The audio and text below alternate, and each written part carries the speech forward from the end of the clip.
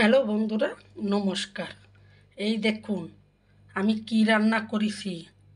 শঙ্কর মাছ, 800 গ্রাম শঙ্কর মাছ, 850 গ্রাম শঙ্কর মাছ দিয়ে মশলাপাতি দিয়ে আলু দিয়ে কি দারুণ একটা রেসিপি করেছি। দেখুন কি সুন্দর কালার এসছে। তাহলে চলুন সাথে থাকুন কিভাবে আমি রেসিপিটা তৈরি করি। প্লিজ কেউ ভিডিও টানবেন না, সাথে থাকবেন দয়া করে। হ্যালো বন্ধুরা, নমস্কার।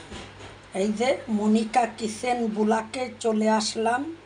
এই দেখুন শঙ্কর মাছ নিছি, 850 গ্রাম শঙ্কর মাছ, 350 টাকা করে কিলো নিল।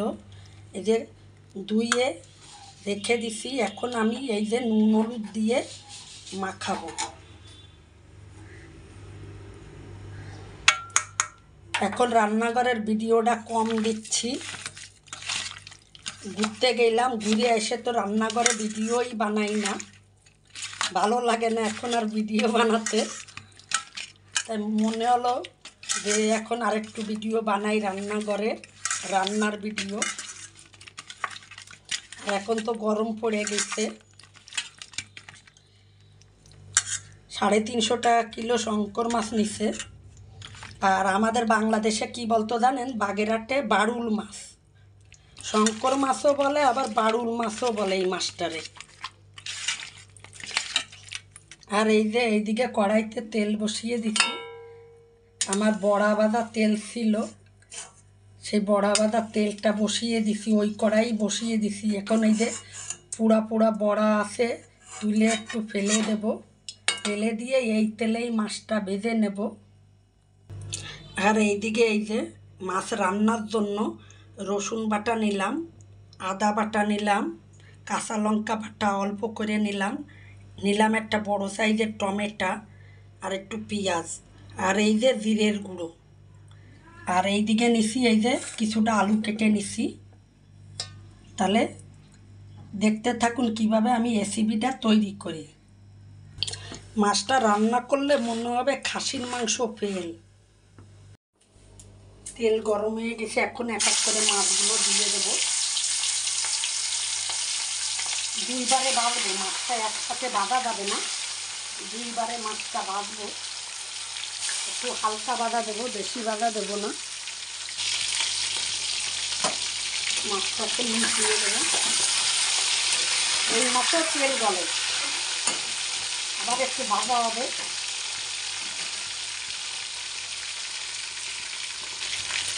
মাছগুলো ভাজা হয়ে গেছে, এখন তুলে নেব। বেশি ভাজবো না, বেশি ভাজলে শক্ত হয়ে যায় শঙ্কর মাছ।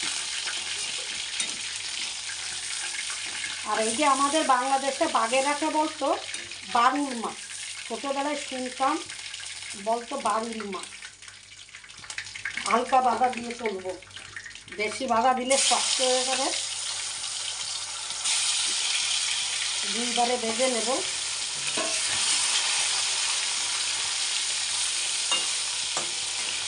আর আপনারা কমেন্টে জানাবেন তো বাংলাদেশে এই মাছের দাম কত। এখানে তো 350 টাকা নিচ্ছি। মাছগুলো সাইজগুলো দেখছেন, ওই দেখুন বড় বড় সাইজ। কমেন্টে জানাবেন বাংলাদেশে কত করে এই মাছ। মাছটা আরেকটু দিয়ে দেবো।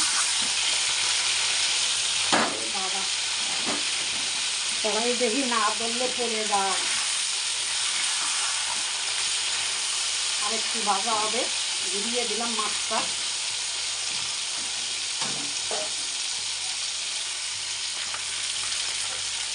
এই যে মাছটা ভাজা হয়ে গেছে, তুলে নেব। হালকা ভাজা দিলাম সব।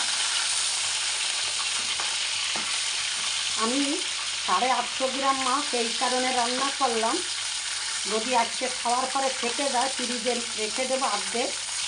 কালকে আমি গ্রামের বাড়িতে যাব, গ্রামের বাড়িতে একটু কাজ আছে, ওখানে যাব, নিয়ে যাব। সাদা জিরে দিয়ে দিলাম, দিয়ে দেব ইলাচ, 5টা ইলাচ এইভাবে চিড়ে দিয়ে দেব।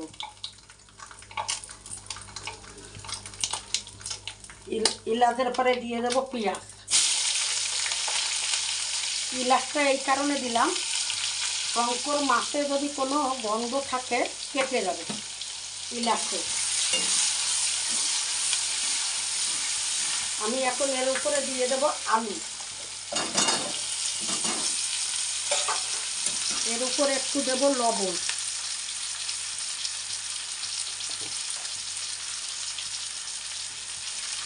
লবণ দিয়ে দিলাম, দিয়ে এখন আলুটারে লাল লাল করে একটু ভেজে নেব।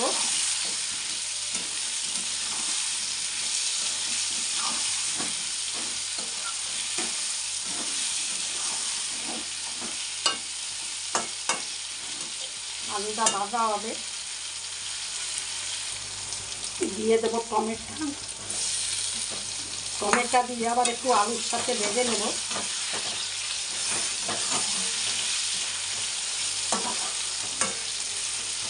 এখন ইন্ডিয়ায় আলু 20 টাকা কিলো, টমেটো 20 টাকা কিলো।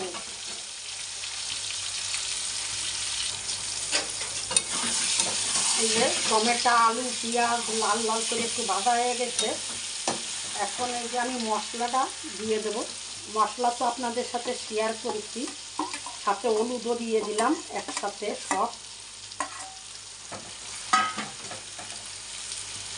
এখন আমি এই যে থালা ধোয়া জলটা দিয়ে দেবো। মশলা দেবো একটু কালার হওয়ার জন্য কাশ্মীরের লঙ্কার গুঁড়ো দিয়ে দিলাম,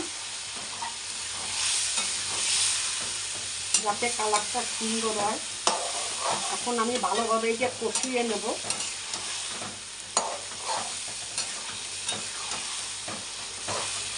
এই যে পুরো তেল ছেড়ে দেবে, তেল ছেড়ে দেবে, তারপরে আবার জল দিতে হবে, ভালোভাবে কষাতেই হবে। এই যে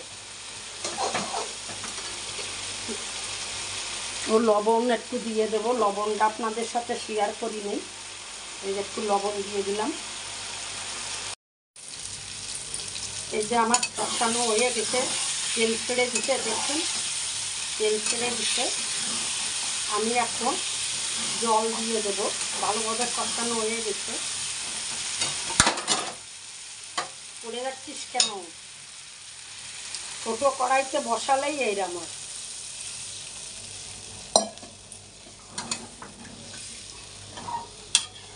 আলুটা যাতে সিদ্ধ হয় ওই জন্য একটু জল বেশি দিয়ে দিলাম।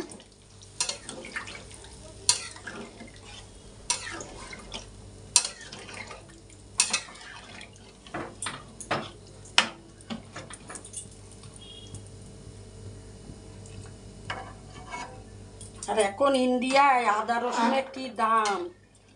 রসুন 60 টাকা কিলো, আদা 30 টাকা কিলো।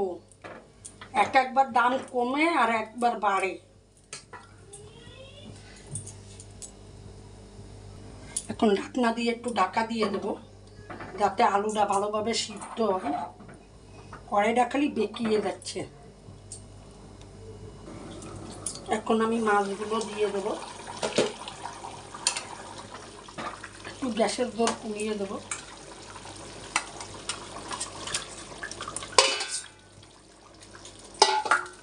এমনিও একটু শঙ্কর মাছ সিদ্ধ হতে টাইম লাগে। এখন আবার ঢাকা দিয়ে দেবো 3 মিনিটের জন্য। 3 মিনিট হয়ে গেছে। এখন এই যে আগলা করবো, আগলা করে এর উপর দিয়ে একটু গরম মশলা দেবো, বাড়িতে গুঁড়ো করা গরম মশলা, এলাচ, লবঙ্গ, দারচিনি সব দিয়ে গুঁড়ো করে রাখলাম। ওই গুঁড়ো মশলা একটু দিয়ে দিলাম। তাহলে হয়ে গেল আমার শঙ্কর মাছের রেসিপি। একটু দোল রাখিছি, একটু লবণ দেখবো, একটু লবণ লাগবে। সবাই তরকারি নামানোর আগে একটু লবণ দেখে নেবেন, তাহলে ভাতের সাথে লবণটা লাগে না। তরকারিতে লবণ ঠিকঠাক থাকলে তাহলে ভাতের সাথে কাঁচা লবণ খাওয়া লাগে না। আর কাঁচা লবণ খাওয়া ঠিক না তো সবসময়। এখন আমি গ্যাসটা বন্ধ করে দেব। কি সুন্দর কালার এসছে দেখুন। আপনারাও বাড়িতে এইভাবে ট্রাই করবেন, দেখবেন খেতে হেবি দারুণ হবে। বাঙাল রান্না। তাহলে আমি ভিডিওটা এখানে শেষ করব। দেখা হবে অন্য দিন অন্য কোনো ভিডিও নিয়ে। সাথে থাকার জন্য সবাইরে থ্যাংক ইউ, ছোট বড় সবাইরে থ্যাংক ইউ। টাটা।